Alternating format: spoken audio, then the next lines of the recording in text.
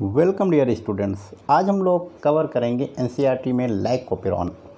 लैक्टोपेरॉन में लैक का सिंपल मतलब होता है लैक्टोज शुगर, जो कि डाइसैकेराइड शुगर है। Lac operon given by geneticist Jacob and biochemist Monod. कुछ अदर ओपेरॉन के भी फुल फॉर्म पता होना चाहिए। फॉर एग्जांपल, लैक्टोपेरॉन में lactose sugar, trp operon tryptophan amino acid, ara operon arabinose sugar, his operon histidine amino acid, val operon valine amino acid.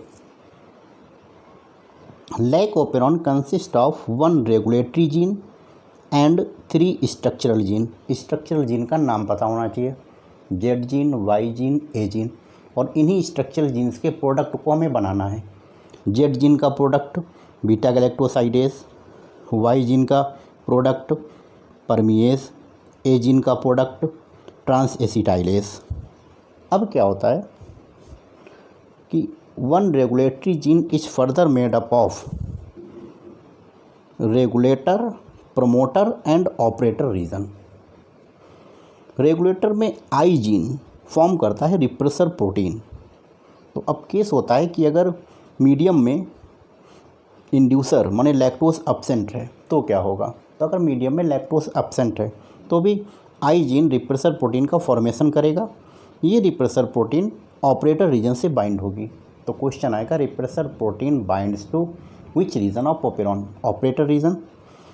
इस bind होने की वजह से it prevent RNA polymerase from transcribing the operon, कि ये प्रिवेंट करेगा कि आरएनए पॉलीमरेज इन ZYA का ट्रांसक्रिप्शन ना कर पाए। ट्रांसक्रिप्शन नहीं होगा तो ZYA का प्रोडक्ट नहीं बनेगा।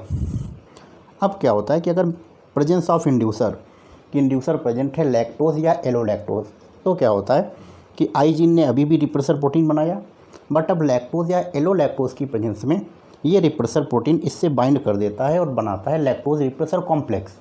तो इसके बाइंड होने से फ़ायदा ये होता है कि रिप्रेसर प्रोटीन ऑपरेटर रीजन से बाइंड नहीं हो पाती, और बाइंड ना होने की वजह से अब आरएनए पॉलीमरेज प्रमोटर रीजन पे बाइंड करेगा और ZYA का ट्रांसक्रिप्शन करेगा, जिससे पर्टिकुलर प्रोडक्ट जेड जीन से बीटा गैलेक्टोसाइडेस, वाई जीन से परमिएज और ए जीन से ट्रांस एसिटाइलेस मिलेगा। ये बीटा गैलेक्टोसाइडेस लैक्टोज को ग्लूकोज और गैलेक्टोज में ब्रेक करेगा और वो glucose as a source of energy use होगा। ये लाइन बड़ी इंपॉर्टेंट दी हुई है कि रिप्रेसर, जो आई जीन रिप्रेसर का फॉर्मेशन कर रहा है रिप्रेसर प्रोटीन का, ये कॉन्टीन्यूसली सिंथेसिस करता रहता है। इसको मतलब नहीं है कि लैक्टोज है कि नहीं। तो ऐसे जीन जो लगातार अपने प्रोडक्ट को बनाते रहते हैं, ऐसे जीन्स कहलाते हैं कॉन्स्टिट्यूटिव जीन्स।